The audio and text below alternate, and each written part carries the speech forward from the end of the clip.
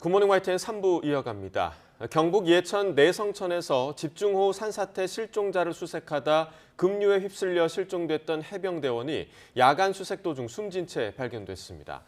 해병대 사령부는 소방당국이 어젯밤 11시 10분쯤 실종 지점으로부터 5.8km 떨어진 경북 예천군 내성천 고평교 하류 400m 지점에서 A1병을 발견했고 해병대 마린원 헬기로 포항의 군병원으로 후송했다고 밝혔습니다. 이어 군 수사기관은 사고 경위에 대해 조사할 예정이며 해병대 안전단은 호우 피해 복구 작전에 투입된 부대의 안전 분야에 대해 전반적으로 점검하고 보완 중에 있다고 설명했습니다. 경찰이 오송 지하차도 사고의 침수 원인으로 추정되는 미우천교 인근 제방의 발주처와 시공사를 대상으로 수사에 나섭니다. 충북경찰청은 어제 임시 제방에 대한 1차 합동 감식을 통해 제방 설치가 적정했는지 수압을 이겨낼 수 있을 정도로 안쪽은 견고했는지 들여다보고 있다고 밝혔습니다. 그러면서 해당 공사를 담당한 행정중심 복합도시건설청이 설계대로 임시 제방을 쌓은 게 맞는지 추가 조사에 나설 것이라고 덧붙였습니다. 경찰은 사고가 발생한 궁평 2 지하차도에 대한 합동 감식도 오늘 시작할 예정인 가운데 현재 진흙 등 토사를 제거하는 작업이 진행 중입니다. 이번 합동 감식에는 경찰과 국립과학수사연구원 그리고 도로공사 전문가 집단이 참여합니다. 장맛비가 주춤한 사이 수해 현장에서는 폭염 속에 응급 복구 작업이 진행됐습니다. 군과 경찰, 자원봉사자들이 슬픔에 젖은 수재민들의 마음을 어루만지며 복구 작업에 힘을 보탰습니다. 이상곤 기자가 현장을 돌아봤습니다. 침수를 피해 산으로 올라간 소들이 축사 뒤편에 모여 있습니다. 간신히 몰아 우리에 집어넣었는데 곳곳이 상처 투성입니다. 여러 사람의 도움으로 소들을 하나둘씩 찾고 있지만 키우던 소 3분의 1은 돌아오지 못했습니다.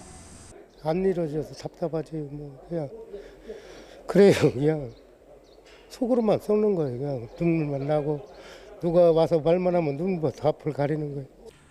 중장비가 축사 주변으로 밀려든 토사를 치우고 침수 지역 전염병 예방을 위해 방역차가 연신 소독약을 뿌립니다. 축사 복구 작업도 시작됐지만 물에 잠겼던 설비를 모두 교체해야 해 어려움을 겪고 있습니다. 군 장병들이 주택에 밀려든 토사를 퍼내 포대에 담아 임시벽을 세웁니다. 이동식 군 장비로 물에 젖었던 옷과 이불을 세탁해 건조까지 해서 수재민들에게 전달합니다. 해가 났을 때 서둘러 빨래를 끝내도록 자원봉사자들도 힘을 보탰습니다. 흙 많이 묻은 건 밟아가지고 이제 넣고니까 좀 시간도 절약되고 그다음에 빨래 나온 거는 이제 건조기에 들어가기 전에 미리 말려서. 며칠 만에 돌아온 집에서 흙탕물을 뒤집어 쓴 가재도구들을 물로 씻어 말리는데 성한 게 별로 없습니다. 이 집 저 집에서 물에 젖은 쓰레기를 내다 쌓아놨는데 수거가 늦어지다 보니 악취가 진동합니다. 거의 건지지 못했고 지금 쓰레기가 바깥에 많이 나와 있는데 저 쓰레기라도 빨리 지금 처리해주면 좋겠어요. 지금 점점 벌레들이 생기고 그러고 있거든요. 이번 주말 또다시 집중호우가 예보되면서 땀이 줄줄 나는 폭염 속에서도 수해 복구 손길은 바쁘게 움직였습니다.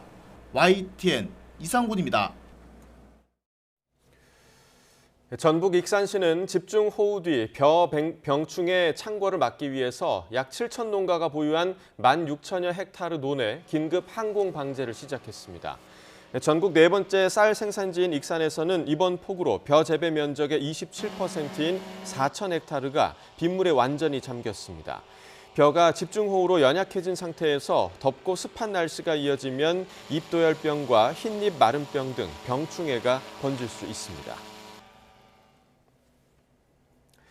기후변화로 시간당 100mm가 넘는 집중호우가 매년 한두 차례씩 나타나고 있습니다. 이런 극한호우가 현실화하면서 재난 대응의 기준치 자체를 높여야 한다는 지적이 나옵니다. 보도에 정혜윤 기자입니다.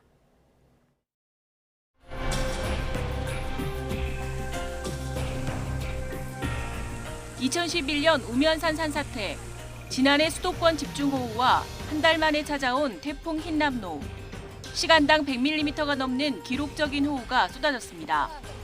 올해는 장마 이후 20일 동안 전국 평균 강우량 500mm를 훌쩍 넘어 역대 최고를 기록하기도 했습니다.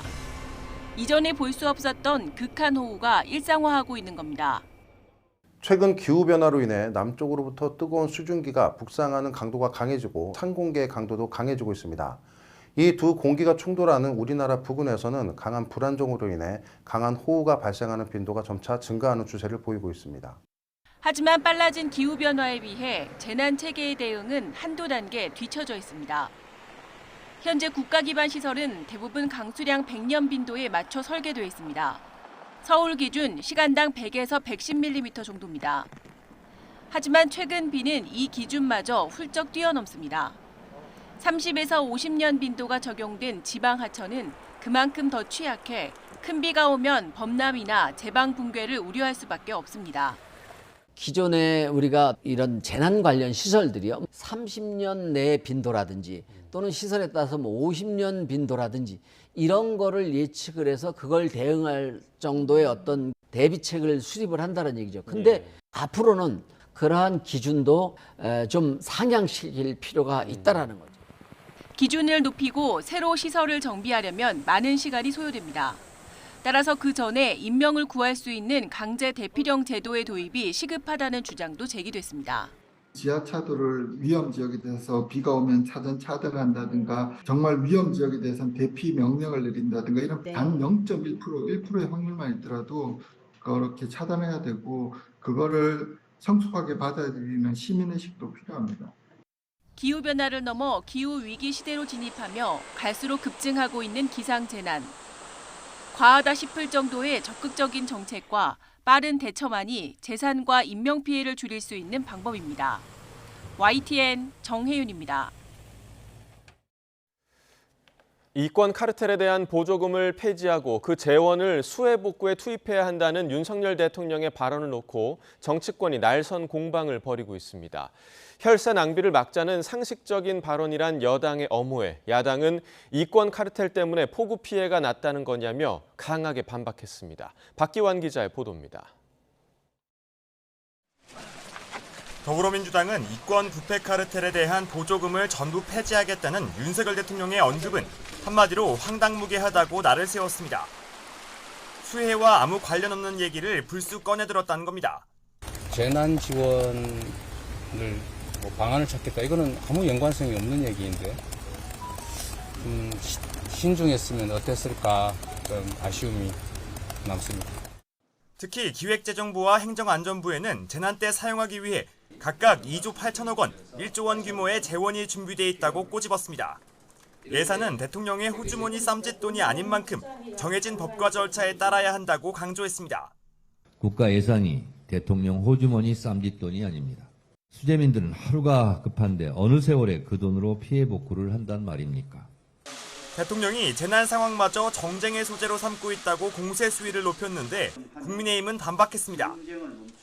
혈세로 이권을 나눠먹는 걸 막아 재난으로 고통받는 국민의 고충을 덜어주자는 상식적인 지적이 뭐가 문제냐는 겁니다. 특히 대통령의 언급은 앞으로 예산 편성 과정에서 방만하게 집행된 보조금을 없애 재난안전사업에 더 많은 재원을 투입할 수 있도록 하겠다는 거라고 엄호했습니다. 방만하게 집행됐던 정치적 보조금을 폐지해 복구와 재난안전 시스템 업그레이드에 쓰겠다는 것입니다. 이에 반대할 이유도 명분도 없다는 것을 한 발 더 나가 지금은 정치적 공방보다는 신속한 피해 복구와 지원에 모두 힘을 쏟을 때라고 역공을 폈습니다. 오히려 민주당이 재난의 정치화에 골몰하고 있다고 비판했습니다. 국가적 재난을 이용하고 국민적 상처에 소금 뿌리는 재난의 정치화도 이제 멈추기 바랍니다. 협치가 최고의 혁신입니다. 다만 비우개를 중심으로 여권 일각에서도 수해 복구와 이권 카르텔을 연결지은 윤 대통령의 발언이 부적절했다는 지적이 나오고 있습니다. 수해 복구 재원을 둘러싼 정치권 신경전이 한동안 계속될 것으로 보입니다. YTN 박견입니다. 국민의힘 윤리위원회가 지난 주말 집중호우로 전국적인 수해가 발생한 가운데 골프를 쳐 비판을 받은 홍준표 대구시장에 대한 징계 절차 개시 여부를 결정합니다. 황정근 위원장을 비롯한 국민의힘 윤리위원들은 오늘 오후 4시 반부터 서울 여의도 중앙당사에 모여 지난번 회의에서 결정한 대로 홍 시장 관련 안건을 상정해 논의합니다. 윤리위가 징계 절차를 개시한다면 홍 시장의 소명을 거쳐 이후 회의에서 제명과 탈당 권유, 당원권 정지, 경고 중에서 징계 수위가 결정됩니다. 쌍방울그룹의 대북 송금에 연루된 혐의로 재판에 넘겨진 이화영 전 경기도 평화부지사의 아내가 남편이 고립된 채 심리적 압박을 받고 있다고 주장했습니다. 이 전 부지사의 배우자 A씨는 18일 신체적 고문보다 극심한 심리적 압박은 군사독재 시대의 전기 고문만큼 무섭다는 내용이 담긴 A4 용지 2장 분량의 자필 탄원서를 더불어민주당에 제출한 것으로 전해졌습니다. 해당 탄원서에서 A씨는 검찰이 조작된 증언과 진술로 이재명 대표를 기소하기 위해 남편을 구속했다고 볼 수밖에 없는 정황이 너무나 많다고 주장한 것으로 알려졌습니다. 이와 관련해 수원지방검찰청은 입장문을 통해 이 전 부지사가 지난해 9월 구속된 이후 가족과 지인 등과 50회 이상 국회의원들과도 7회 특별 면회를 했다고 반박했습니다. 이어 구치소에서 변호인을 180여 회 접견했고 조사 과정 대부분에도 변호인이 참여했다면서 근거 없이 왜곡된 주장이 제기된 점에 유감으로 생각한다고 강조했습니다. 윤석열 대통령이 부산에 입항한 미국의 전략핵 잠수함 SSBN 켄터키함에 직접 올랐습니다. 윤 대통령은 어제 오후 부산 해군작전사령부 기지를 찾은 자리에서 지난 1981년 로버트 리 함이 진해온 뒤 42년 만에 켄터키함이 부산에 전개됐다며 우방국 대통령으로서 처음으로 SSBN을 방문하게 됐다고 인사했습니다. SSBN 부산 입항은 미국의 전략 자선을 정례적으로 전개하고 확장 억제 실행력을 높이기 위한 한미 양국의 의지를 잘 보여준다면서 북한 핵미사일 위협에 압도적으로 결연히 대응할 것이라고 강조했습니다. 판문점에서 북한으로 넘어간 미군의 신병 안전을 확인하기 위해 미 국방부가 북한군에 연락을 취하고 있지만 아무런 응답이 없습니다.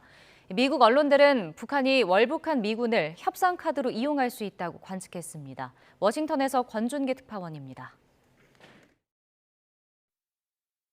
판문점을 함께 견학한 관광객 사진에 찍힌 트래비스 킹의 뒷모습. 군사 분계선을 향해 뛰어가는 모습에 일행들은 모두 장난인 줄 알았습니다. That there was a guy dressed in black running very, very fast towards sort of in a curved line towards the North Korean border. This must be some kind of joke. Maybe he has a friend who's filming it for TikTok. 미국 위스콘신주에 사는 킹 이병 가족들은 더 발전하기 위해 자진 입대한 아들이 월북할 리 없다고 말했습니다. I don't think he was just ran out there like that. I can't see that. You know, and my daughter said the same thing too. She said, "That don't seem like my son." You know. 미국 송환을 위해 공항까지 호송됐던 킹 이병이 어떻게 판문점 견학에 참여했는지는 여전히 의문입니다. 미국 언론은 호송 인력이 따라갈 수 없는 공항 세관에서 도망친 것 같다고 전했습니다. 킹 이병의 북한에서의 신병 안전은 아직 확인되지 않았습니다. 북한 인민군은 미 국방부 호출에 아무런 응답도 없는 상태입니다. Pentagon reached out to counterparts in the Korean People's Army. My understanding is that those communications have not yet been answered. 자발적으로 월북한 킹이 송환을 원하겠느냐는 질문에 백악관은 가정적으로 답하지 않겠다며 안전한 귀환을 위해 최선을 다하겠다고 밝혔습니다. I'm just not going to get into hypotheticals from here. Our commitment is to do everything that we can to actively work to ensure that his safety and that he returns. CNN 방송은 킹 이병이 1982년 이후 군사 분계선을 넘어 북한으로 도주한 첫 미군이라며 군 정보를 북한에 넘길 가능성이 있다고 보도했습니다. 또 북한 입장에서는 킹 이병이 최고의 협상 카드가 될 수 있다며 선전 목적으로 이용할 수도 있다고 관측했습니다. 워싱턴에서 YTN 권윤기입니다. 우리나라와 미국, 일본 북핵 수석 대표가 오늘 일본에서 만나 북핵 대응 방안을 논의합니다. 김건 외교부 한반도 평화교섭 본부장과 성김 미국 대북특별대표, 후나코시 다케이로 일본 외무성 아시아 대양지국장은 나가노현 가루이자와에서 3국 북핵 수석 대표 협의를 진행합니다.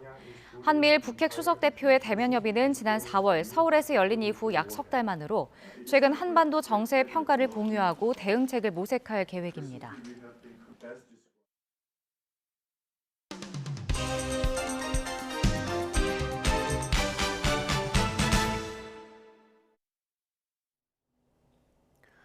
7월 20일 목요일입니다. 오늘 아침 신문은 어떤 소식 다뤘는지 짚어보겠습니다. 이현웅 아나운서가 정리해왔습니다. 어서 오십시오. 안녕하십니까? 자, 오늘 첫 번째 기사부터 보겠습니다. 이번 그 침수 사고 같은 사고가 나게 되면 우리가 뭐 대책도 마련하고 또 책임 소재도 가리는 그런 과정들이 존재를 하는데 3년 전이었죠. 부산 참사 이후에 그런 대책이 이행되지 않았다. 그런 내용의 기사죠. 맞습니다. 네. 2020년 참사 뒤에 행정안전부는 신규 지하차도에는 자동 차단 시설 설치를 의무화하겠다는 대책을 발표한 바 있습니다. 하지만 지금 화면에 잡히는 것처럼 이후에 신축된 7개 지하차도 중에서 자동 차단 시설이 설치된 건 단 한 곳에 불과했는데요.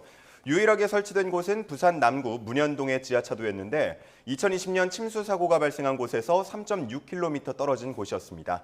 즉, 사고 지점 인근에만 자동 차단 시설이 설치됐다고 볼 수 있겠습니다. 네, 행안부에서 대책을 발표를 했는데 왜 지켜지지 않은 거죠? 네, 자동 차단 시설 설치를 의무화하는 내용을 담은 자연재해대책법 개정이 결국은 이루어지지 않았기 때문입니다.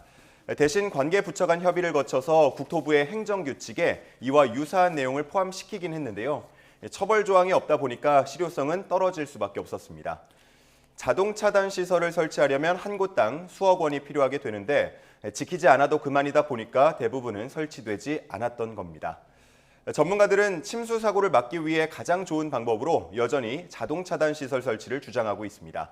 어쩌면 우리는 지난 2020년과 똑같은 논의를 또 한 번 반복해야 할지도 모르겠습니다. 네, 같은 이야기를 하고 있네요. 이번 사고 이후에도 각 기관이 책임을 좀 떠넘기기에 급급한 그런 모습들을 많이 보여서 국민들이 눈살을 찌푸렸는데 각자가 해야 할 일을 좀 잘 해서 충실히 해서 이런 사고들을 좀 미연에 방지해야겠습니다. 다음 기사 보겠습니다.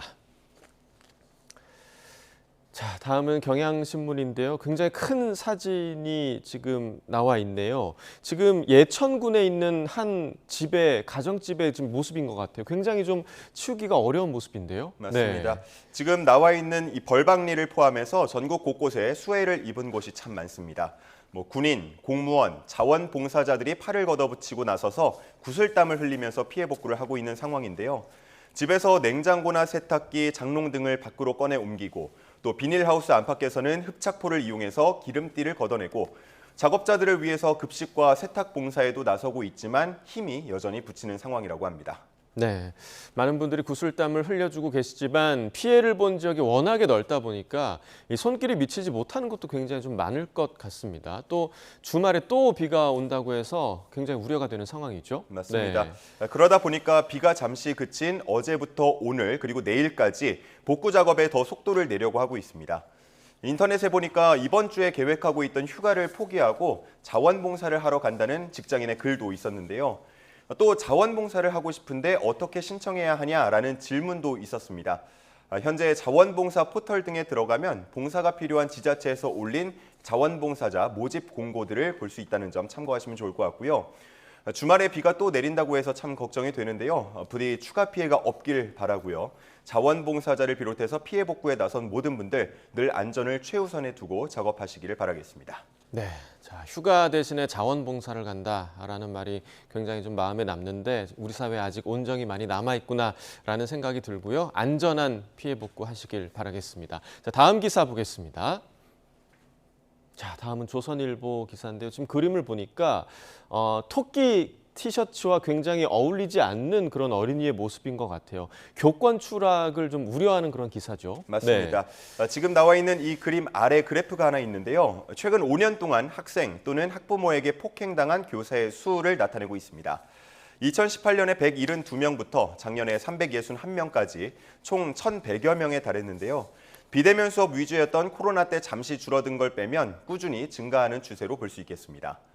과거에는 덩치가 큰 중고생들이 교사를 폭행하는 경우가 많았다면 이제는 초등학교에서도 이런 일이 자주 발생하고 있다고 합니다. 네, 자, 폭행당하는 교사 계속해서 저희가 좀 보도를 해드리고 있는 것 같은데 이런 일을 당해도 좀 대응하기가 어려운 상황이죠. 맞습니다. 심지어는 작년 교권 침해 사건 중에서 7%는 성적 굴욕감이나 혐오감을 일으키는 행위, 즉 성희롱이었는데요. 이 역시도 대응하기 어려웠다고 합니다.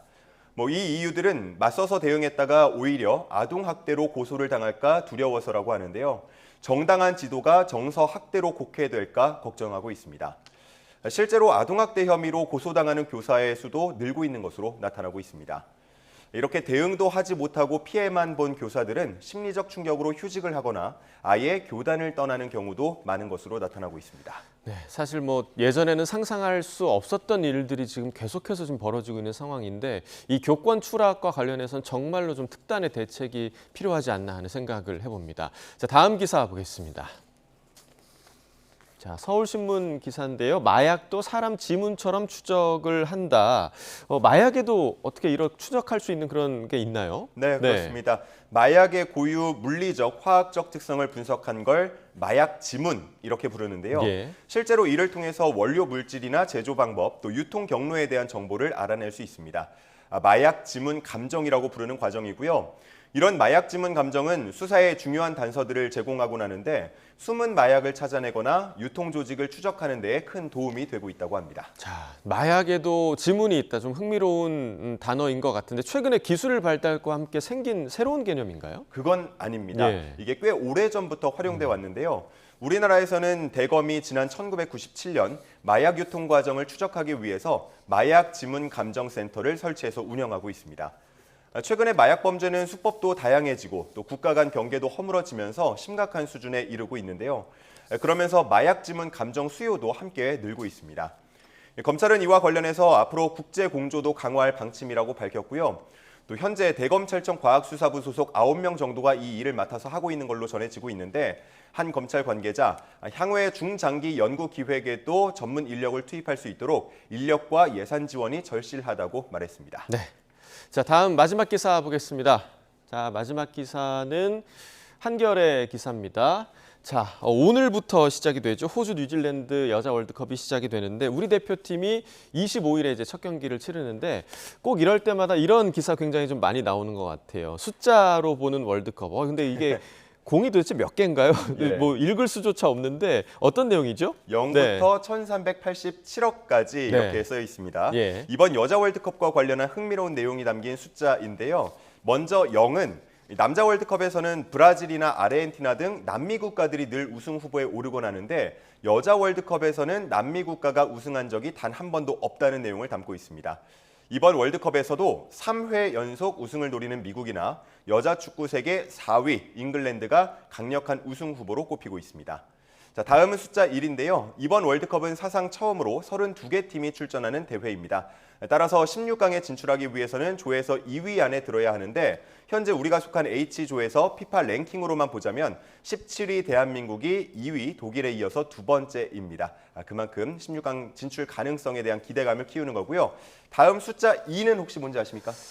숫자들 왠지 좀 약간 끼워 맞힌 느낌이 들긴 하는데 이 잘 모르겠는데요. 예, 네. 숫자 2는요. 이번 월드컵, 여자 월드컵 사상 처음으로 호주와 뉴질랜드 두 개가 공동 개최하는 대회라는 의미입니다. 예. 총 9개 도시 10개 경기장에서 대회가 진행되는데요. 피파는 남북한 공동 개최도 제안을 한 바 있지만 현재 상황에서는 좀 아무래도 어렵겠죠. 자, 끝으로 1387억, 이번 대회의 총 상금을 뜻하는데요. 지난 대회보다 규모를 3배 정도 늘린 겁니다. 하지만 여전히 남자 월드컵 때와 비교하면 총 상금이 한 4분의 1 정도에 불과한데요. 때문에 호주 여자 대표팀은 월드컵 상금을 남자 선수들과 같은 수준으로 배분하라는 요구를 담은 영상을 공개하기도 했습니다. 네, 자, 요즘 우리나라에서도 여자 축구 굉장히 좀 붐이잖아요. 제 주변에도 이제 축구 시작한 분들 굉장히 좀 많은데 이번 월드컵 계기로 한 단계 좀 도약했으면 좋겠고 또 우리 대표팀의 활약을 기대해 보도록 하겠습니다. 굿모닝 브리핑 이현웅 아나운서와 함께했습니다. 고맙습니다. 감사합니다.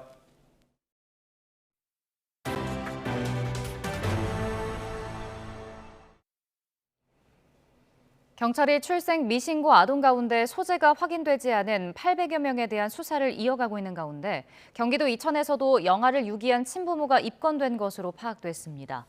경기 남부경찰청 여성청소년수사대는 아동복지법 위반 혐의로 40대 A씨 부부를 입건해 조사하고 있습니다. 이들 부부는 지난 2015년 1월 이천시의 산부인과에서 남자아이를 낳아 출생신고를 하지 않은 채 10일쯤 뒤 다른 40대 여성 B씨에게 건넨 혐의를 받습니다. 수많은 승객이 이용하면서 지옥철 별명이 붙은 김포 골드라인뿐만 아니라 신림선과 우이 신설선 등 서울의 다른 경전철에서도 출퇴근 시간 혼잡 문제가 심각합니다. 수도권에 거주하는 직장인들은 매일 열차에 올라타며 안전사고를 걱정할 수밖에 없습니다. 보도에 권준수 기자입니다. 서울 관악구에서 금융 중심지인 여의도까지 한 번에 갈 수 있는 신림선. 아침 8시가 조금 넘은 시각 2호선으로 갈아탈 수 있는 신림역 승강장은 말 그대로 발 디딜 틈이 없습니다. 이미 꽉 찬 열차에 올라타려면 다른 승객들 사이를 힘겹게 비집고 들어가야 하는 경우가 많습니다. 신림선 열차는 다른 경전철보다 입구와 내부가 좁아서 타는 것도 서서 가는 것도 쉽지 않습니다. 출퇴근 시간에 사람이 너무 많아가지고 막 껴있는 데가 많은 것 같아요. 서울 북동부를 이어주는 경전철 우이 신설선의 퇴근 시간 상황도 비슷합니다. 쫓기는 시간이 좀 많이 있죠. 요 시간대하고 오전 이제 7시에서 9시 사이 굉장히 복잡한 혼잡을 일으키는 거죠, 그게. 2칸짜리 미니 열차인데다 승강장도 넓지 않아서 열차를 기다리는 줄이 에스컬레이터 바로 앞까지 이어집니다. 승강장에 사람들이 꽉 차다 보니 내려오는 에스컬레이터는 아예 운행을 멈추고 계단처럼 쓰고 있습니다. 성신여대 입구역과 보문역 등 환승역에서는 승객끼리 몸을 부대끼며 고성이 오가는 일도 잦습니다. 서울시 조사 결과 우이신설선과 신림선에서 가장 붐비는 정릉역과 서울지방병무청역의 혼잡도는 150% 수준. 정원이 100명인 열차에 150명이 탄다는 뜻입니다. 김포 골드라인 280%, 9호선 200%와 비교하면 나아 보이지만 붐비기로 서울에서 세 손가락 안에 드는 신도림역보다 혼잡도가 높습니다.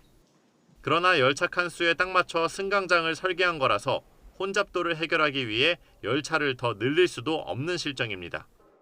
대규모 시설을 증설하려면 매사는 말할 것도 없고 다시 하는 거나 거의 같은 수준으로 될 거 아니겠어요? 장래 확장에 대비할 수 있는 것을 생각해야 된다는 거죠. 심지어 두 경전철은 기관사 없이 무인으로 운행돼 안전사고에도 취약합니다.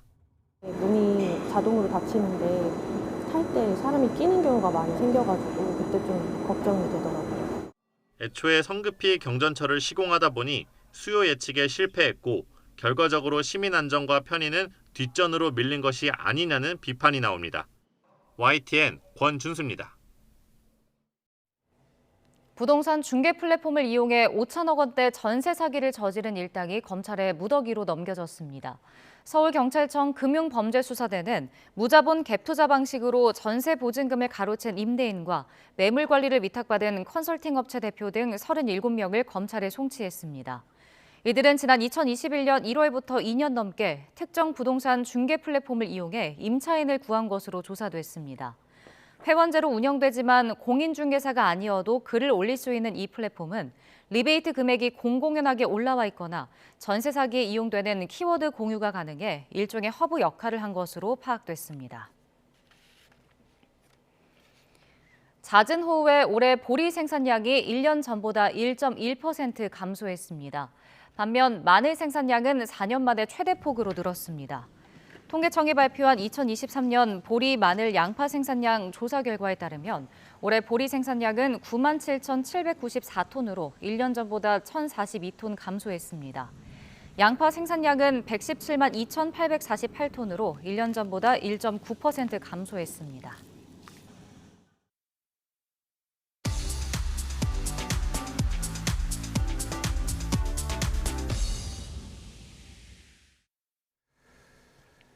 경제 소식을 빠르고 친절하게 전달해드립니다. 오늘 굿모닝 경제는 이정관 한양대학교 경제금융대학 교수와 함께하겠습니다. 어서 오세요. 어서 오십시오.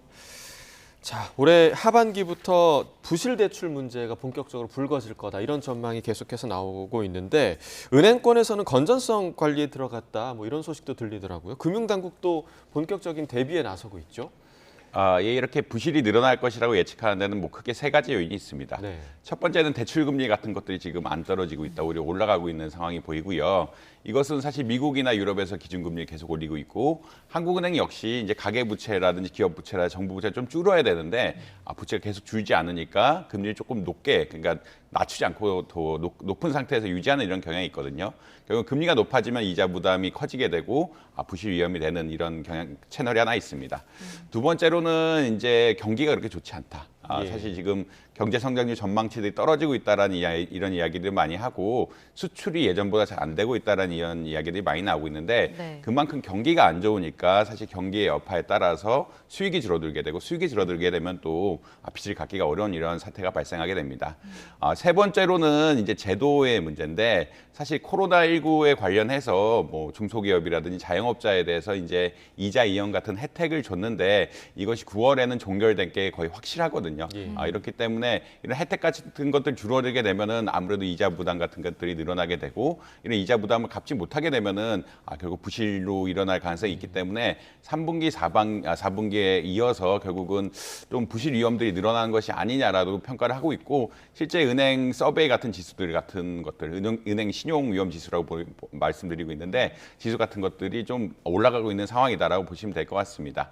그렇기 때문에 은행에서도 이제 대손 충당금을 많이 쌓는다든지 아니면 대출에 있어서 어떻게 보면 보다 엄격한 심사를 한다든지 건전성 관리에 의한 여러 가지 규제들, 여러 가지 제도들을 운영하고 있는 것 같다라고 보시면 될 것 같습니다. 네. 지금 말씀해주신 것처럼 은행들도 엄격하게 심사를 하고 뭐 대출 문턱도 높이고 있는데 그러면 이제 신용도가 좀 낮은 취약계층 같은 경우는 뭐 금융 사각지대로 몰릴 수 있는 거 아닌가요? 예, 사실 이 두 가지 문제가 있는데요. 지금 대출금리가 떨어지지 않고 있으니까, 사실 기준금리가 계속 떨어지지 않으면서 대출금리가 떨어지지 않고 있으니까 기본적으로 이제 서민 계층들이 받을 금리들이 올라간 현상이 하나 있고요. 네. 더군다나 이제 시중은행에서 돈을 더 엄격하게 심사를 하게 된다. 그리고 뭐 제2금융권 역시 최근에 부실률, 연체율 같은 게 올라가면서 심사를 조금 더 엄격하게 할 수밖에 없는 상황이거든요. 그렇다는 얘기는 뭐 1금융권에서 받아야 될 사람들이 2금융권을 가고 2금융권을 받았어야 될 사람들이 이제 흔히 말하는 4금융의 영역, 결국은 제3금융권이라고 보통 이야기하는데 네. 우리가 흔히 말하는 일반적으로 제도권 안에 있는 금융이 아니라 다른 4금융을 받아야 되는 이런 상황까지 갈 가능성이 조금 있다라고 보시면 될 것 같습니다. 결국은 금리가 올라가게 되고 심사가 엄격하게 되면은 점차 금융 소비자들은 바깥쪽으로 나갈 수밖에 없기 때문에 그런 위험성들이 분명히 있다라고는 보시면 될 것 같습니다. 네, 그러한 대비도 분명히 좀 필요할 것으로 보이고요. 어제 저희가 뉴스 시간에 속보로 전해드렸었는데 최저임금이 결정이 됐습니다. 9,860원으로 결정이 됐는데 근데 10,000원 문턱은 넘지 못했더라고요. 근데 이게 보니까 경영계 쪽 손을 들어준 결과로 보이는데 그래도 경영계와 노동계 모두 지금 불만을 나타내고 있습니다. 어떻게 보시나요? 예, 뭐 사실 다들 이제 의견상 논리적으로 합당한 부분들이 있습니다. 경영계 같은 부분에는 이게 최저임금이 결국 자영업자라든지 중소기업에 가장 큰 영향을 미치는데 지금 금리 인상이라든지 경기 침체에 의해서 가장 피해를 많이 볼 기업들이 또 이런 부분들이거든요. 자영업자 아니면 중소기업들이기 때문에 최저임금을 빨리 올리게 되면은 어떻게 보면 이런 기업들이 부실화가 더 심각해질 수 있다라는 우려가 있고요. 그렇기 때문에 사실 최저임금을 거의 올리지 말았어야 된다라고 주장을, 그러니까 경기가 안 좋기 때문에 최저임금을 올리지 말았어야 한다라고 주장을 하고 있고 사실 이제 노동계 측에서는 이제 다른 논리죠. 사실 인플레이션이 지금 굉장히 많이 올라가고 있는데 2.5%밖에 안 올렸다라는 얘기는 인플레이션 유래도 모자란다. 흔히 말해서 우리가 올해 내년에 인상된 임금을 가지고 올해만큼 소비할 수 없다라는 그런 논리가 있기 때문에 결국 인플레이션은 반영 안 한 것들, 실질 임금이 떨어진 것, 뭐 용어가 좀 그런데 실질 임금이 떨어진 것이 아니냐라는 그런 논리 하에서 두 갈등이 있다라고 보시면 될 것 같습니다. 둘 다 사실 맞는 측면이 있고요. 지금 한 2.5% 나온 것은 이제 물가 상승률보다 좀 낮게 잡았으니까 결국은 경영계의 의사를 반영한 것이라고 보시면 될 것 같은데 사실 이제 최저임금 수준 자체에 대해서는 이제 흔히 말하는 인상률 자체에 대해서 여러 가지 논의가 있는 게 사실입니다. 최저임금이 사실 지금 중위소득이라 그러는데 우리가 뭐 100명 있다라 그러면 50번째 소득이라 그러는데 중위소득이 한 62%까지 올라와 있거든요. 그 말은 어떤 이야기냐면 사실 중산층 기준으로 할 때는 50%, 중위소득의 50%가 중산층 기준이기 때문에 최저임금만 받아도 중산층으로 들어간다라는 이런 이야기가 있습니다. 그런 얘기는 어떤 이야기냐면 임금이 조금 과도는 좀 이상하지만 이제 결국은 좀 높게 책정돼 있고 이 중위소득까지 구간이 좀 짧기 때문에 일할 인센티브를 조금 덜 주는 이런 경향이 있다라는 게 그런 의견들이 있고요. 결국은 임금이 빨리빨리 올라가면서 더 열심히 일하는 사람들이 많이 받게끔 하는 구조가 돼야 된다는 게 기본적으로 여러 경제학자들 좀 생각이 있는 것 같습니다. 그렇기 때문에 지금 어떻게 상황상 최저임금을 올리게 되면은 조금 경제 부담이 가고 임금 체계에 조금 문제가 된다라는 그런 의견들이 많아서 결국 약간의 경영권의 좀 경영사들 의사에 조금 우호적인 이런 결정을 내렸다라고 보시면 될 것 같고 이미 수준이 조금 많이 올라와 있기 때문에 지금 이제 점차적인 논의는 우리나라 임금을 전반적으로 어떻게 올려야 되느냐, 최저임금뿐만 아니라 중위소득, 상위소득까지 점차 어떻게 올려야 되느냐 이런 식의 논의를 조금 확장되어 가야 될 이런 상황이 되었다라고 보시면 될 것 같습니다. 네. 그럼 이제 최저임금이 오르게 되면 뭐 실업급여 같은 그 정부 지원금도 같이 연동돼서 좀 오르게 되는 건가요? 예, 이렇게 보통 직접적으로 연결된 것들이 있고 간접적으로 연결된 게 두 가지 종류가 있다라고 생각하는데 직접적으로 연결된 거는 한 48가지 정도 된다라고 이야기하더라고요.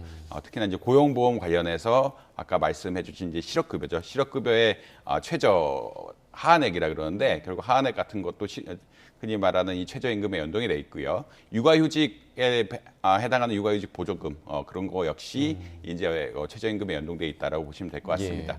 그다음에 이제 건강보험 이게 좀 간접적으로 연결된 부분들도 상당히 많다라고 보이는데 대표적으로 건강보험 하면은 요양급여라고 하거든요. 요양인들에 대해서 급여를 제공하는 이런 부분들이 있는데 이런 급여 역시 최저임금을 어떻게 보면 반영을 해서 인상폭을 정하기 때문에 여러 가지 시스템들이 상당히 최저임금에 많이 연동돼 있다. 그렇기 때문에 최저임금이 올리는 것이 직장인의 임금뿐만 아니라 다른 제도에도 큰 영향을 미친다라고 보시면 될 것 같습니다. 네. 자, 앞서 잠시 좀 언급해 주셨습니다만 그 아시아개발은행이 우리나라 올해 잠재 성장률 전망치 또 낮췄습니다. 1.3%로 지금 수정을 했는데 이 수치가 이제 아시아 주요국들 가운데서는 가장 낮은 수치더라고요. 어떤 요인들이 좀 영향을 미쳤을까요?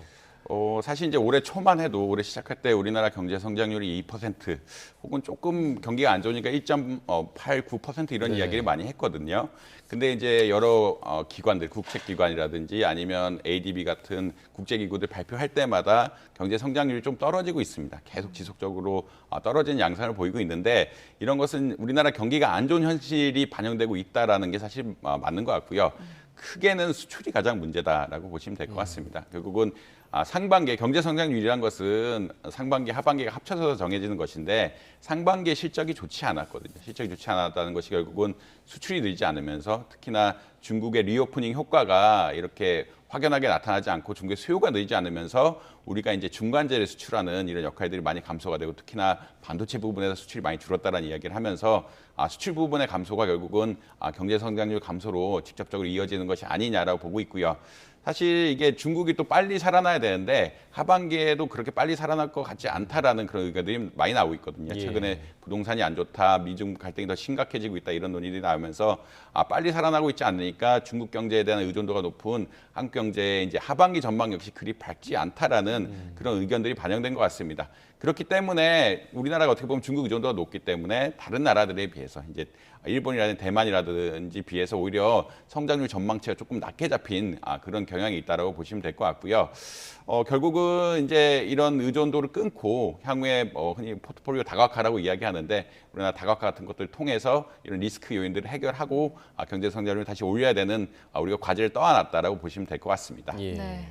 또 다음 소식도 살펴보면요. 금융당국이 제2의 증권거래소의 예비 인가를 승인했습니다. 한국거래소가 이제 독점할 70년 가까이 했었잖아요. 이게 이제 독점이 깨지게 되는 건데 그럼 어떤 영향을 미치게 되는 건가요? 사실 예전에는 이제 증권거래 같은 거 할 때 한 군데 모이면 좋다라고 이야기했습니다. 왜냐하면 여러 사람이 있으면 있을수록 시장이 깊어진다라고 이야기하는데 사람들의 선호들이 잘 반영되면서 투자 같은 것들, 그러니까 내가 사고 파는 것이 원활해져야 되는데 살 사람 팔 사람들이 많이 모여 있는 게 좋다라고 생각을 했습니다.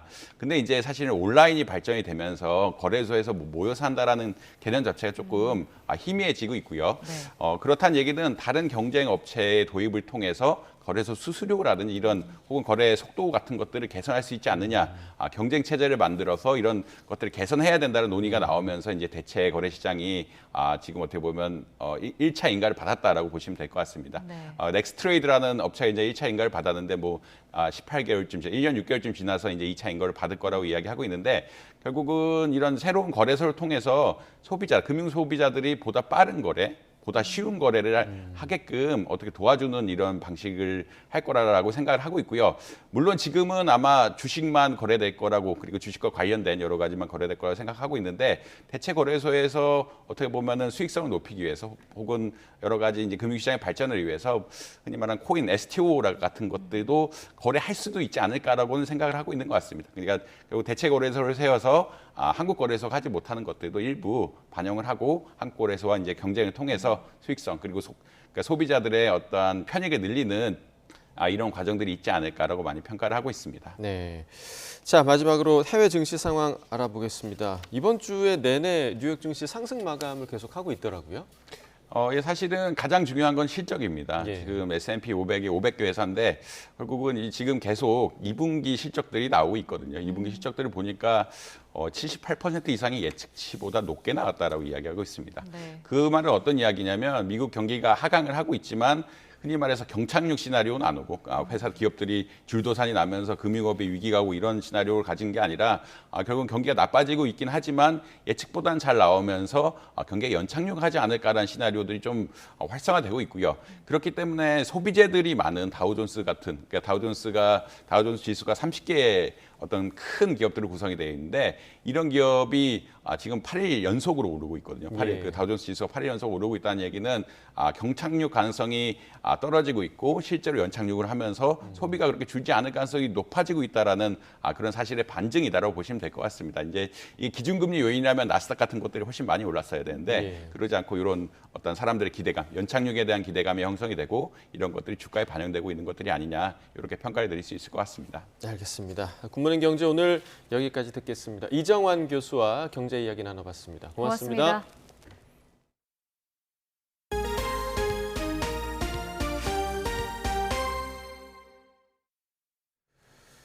한국과 미국, 일본 정부가 다음 달 18일 미국 워싱턴 DC 인근 미 대통령 별장인 캠프 데이비드에서 정상회담을 개최하는 방향으로 조율 중이라고 요미우리 신문이 오늘 미국과 일본 정부 관계자를 인용해 보도했습니다. 이 보도에 따르면 윤석열 대통령과 조 바이든 미국 대통령, 기시다 후미오 일본 총리는 이번 정상회담에서 북한에 대한 억지력 향상을 비롯해 3국의 협력 강화 방침을 확인할 것으로 보입니다. 한미일 정상은 주로 국제회의를 계기로 정상회담을 열어왔으며 3국 회담만을 위해 모이는 것은 이번이 처음이라고 요미우리는 전했습니다. 또 바이든 대통령이 취임 이후 캠프 데이비드의 외국 정상을 초대하는 것도 최초 사례로 알려졌다고 소개했습니다. 과거에는 프리랜서 형식으로 일회성 일감을 따냈던 북한이 우리 기업의 해외 지사에 위장 취업을 시도했던 사실이 드러났습니다. 이메일 계정 정보를 훔쳐 취득한 신용카드 정보로 결제를 시도한 정황도 포착됐습니다. 보도에 최기성 기자입니다. 최근 북한 정보기술 IT 인력은 국내 한 에너지 분야 기업 해외 지사에 위장 취업을 하려다 채용 직전 발각됐습니다. 여권과 졸업 증명서 등을 위조해 고용 계약서까지 작성했습니다. 우리 국민 1000여 명의 이메일 아이디와 비밀번호를 해킹한 뒤 클라우드에 접근해 신용카드 사진을 빼돌리기도 했습니다. 국정원은 사진 대부분이 카드 번호와 유효기간까지 노출돼 있어 불법 결제에 악용될 우려가 있다면서 금융보안원과 협조해 카드 사용을 중지 조치했다고 설명했습니다. 지난해 하루 평균 118만 건이던 사이버 공격 시도는 올해 상반기에는 137만 건으로 증가했습니다. 중국이 국내 해킹을 시도했던 사실도 확인됐습니다. 중국 업체가 만들어 국내 기관에 판매한 계측 장비에 악성 코드가 심어진 겁니다. 국정원은 전수조사를 진행하고 있습니다. 사이버 공격 주체별로 보면 북한 연계 조직이 70%로 가장 많았고 중국 4%, 러시아 2% 등으로 나타났습니다. 백종우 국정원 3차장은 미사일 한 발 발사하는데 250억 원이 들어가는데 북한이 지난해 70발쯤 쐈다면서 위장 취업이나 가상자산 탈취를 통한 불법 외화벌이를 막아야 한다고 말했습니다. 이어 과거 7.7 디도스 공격과 농협 전산망 파괴 등을 주도했던 북한 통일전선부 고문 김영철이 복귀한 점 등으로 볼 때 대남 사이버 공격이 심화할 것으로 전망했습니다. 특히 내년 총선과 미국 대선 등을 앞두고 의식이나 행동 변화를 유도하는 영향력 공작도 본격화할 조짐이 보인다고 덧붙였습니다. YTN 최기성입니다. 우리 정부가 미국계 헤지펀드 엘리엇에 1,300억 원을 물어줄 수 없다며 제기한 취소 소송의 주요 근거는 중재판정부가 대부분 받아들이지 않은 주장입니다. 이 때문에 엘리엇은 불복 절차로 혈세만 낭비할 거라고 주장했는데 향후 우리 정부의 악전고투가 예상됩니다. 송재인 기자의 보도입니다. 우리 정부가 1,300억 원대 청구서에 맹점으로 지목한 투자자 국가 간 소송 ISDS의 관할권 문제는 중재 판정 초기부터 줄곧 다퉈온 쟁점입니다. 삼성물산과 제일모직 합병 당시 박근혜 정부의 부당한 개입 등 사실관계를 떠나 애초 국민연금의 표결 행위가 ISDS 소송 대상이 될 수 있느냐는 게 핵심입니다. 309쪽 분량의 중재 판정문에서 82쪽, 26%가 관련 공방을 다루는 데 쓰였는데 판정부는 정부 주장을 거의 인정하지 않았습니다. 한미 FTA 협정에 규정된 정부의 조치란 일련의 행위까지 폭넓게 포함하는 개념이라며 입법이나 정책만 해당한다는 정부의 주장을 기각했고 국민연금이 국가 재원으로 운영비를 충당해 국가 기금을 관리하고 복지부 장관이 관계자들을 임명, 감독하는 점 등을 들어 사실상의 국가기관으로 판단했습니다. 국민연금의 표결 행위가 독립법인의 상업행위라 국가가 책임질 일이 아니라는 정부 논리가 배척된 겁니다. 국정농단 판결과 엘리엇 손해배상은 별개라는 한동훈 장관 발언과 관련해선 대한민국은 신속하고 엄정하게 사법 시스템에 따라서 잘못을 바로잡았습니다. 그렇다고 해서 바로 다른 소수주주인 엘리엇에게 손해를 가한 것을 평가할 수 있는지에 대한 문제, 전혀 다른 문제라고 생각합니다. 한국의 국정농단 관계자 엄벌이 바람직하다면서도 엘리엇에 대한 구제는 별도라고 짚기도 했습니다. 엘리엇도 재차 관할권 다툼에 나선 정부를 향해 혈세만 낭비하게 될 거라고 반박했습니다. 판정문 곳곳에 인용된 국정농단 판결은 현 정부 구성원이 속했던 특검팀이 이끈 거라며 한 장관을 겨냥한 데 이어 판정에 반발하는 건 대한민국이 부패에 관용적이란 뜻으로 읽힐 수 있다고 주장했습니다. 최근 3년간 우리 정부처럼 관할권을 문제 삼아 제기한 ISDS 판정 취소 소송의 승소율은 10% 정도에 불과합니다. 2억 달러 규모의 ISDS를 제기한 미국계 사모펀드 메이슨이 판정을 기다리는 등 유사 사례 방지를 위해 불복 소송을 택한 정부의 가시밭길이 예상되는 대목입니다. YTN 송재인입니다. KH그룹의 알펜시아 리조트 매각 입찰 방해 의혹에 연루된 그룹 재무부사장의 구속영장이 기각됐습니다. 서울중앙지방법원은 어제 KH그룹 배성윤 회장의 횡령과 배임 범행에 관여한 혐의를 받는 자금총괄 부사장 A씨의 구속 전 피의자 신문을 진행한 뒤 구속영장을 기각했습니다. 법원은 A씨가 그동안 사안의 실체 파악에 일정 부분 협조해왔다며 증거인멸이나 도망의 염려가 있다고 보기 어렵다고 기각 사유를 설명했습니다. A씨는 KH그룹 자금 업무를 총괄하면서 배 회장 지시에 따라 650억 원을 횡령하고 알펜시아 리조트 인수 과정에 계열사 자금 4천억 원을 동원해 계열사들의 손해를 끼친 혐의를 받습니다. 전직 경기도 산하 기관장이 재임 당시 채용 담당자에게 특정 인물의 채용을 강요한 혐의로 경찰 수사를 받고 있습니다.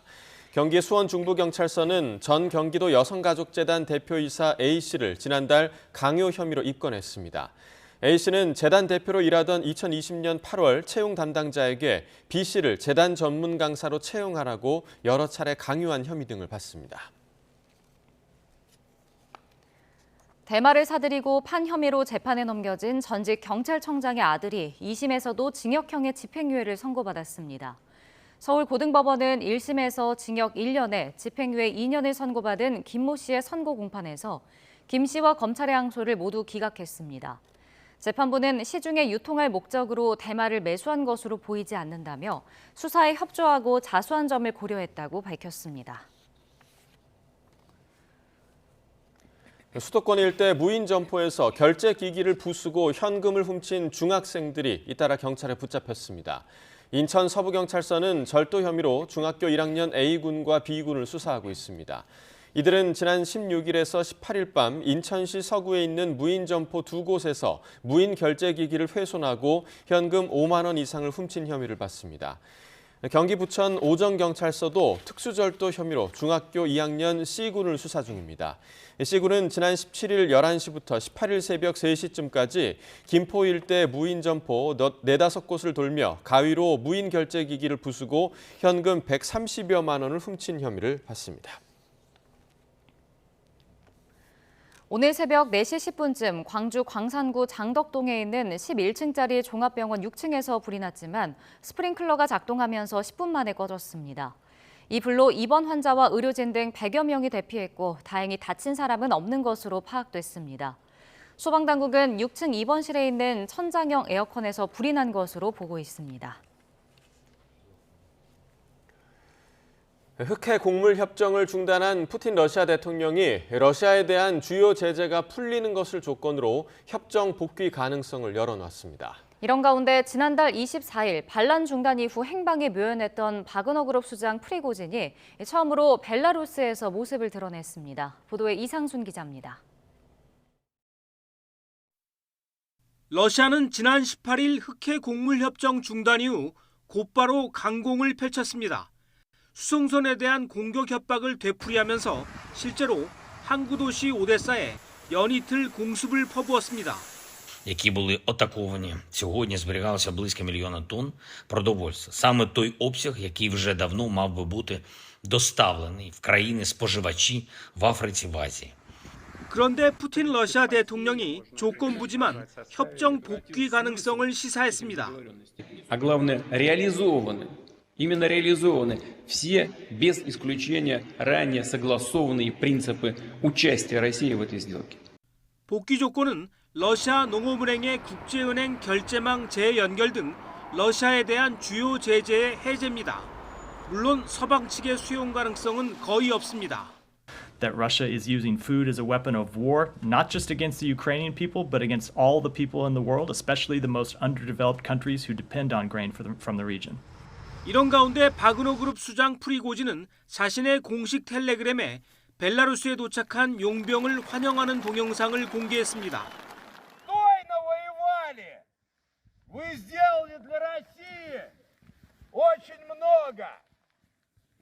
Сейчас то, что происходит на фронте, это позор, в котором нам не нужно участвовать.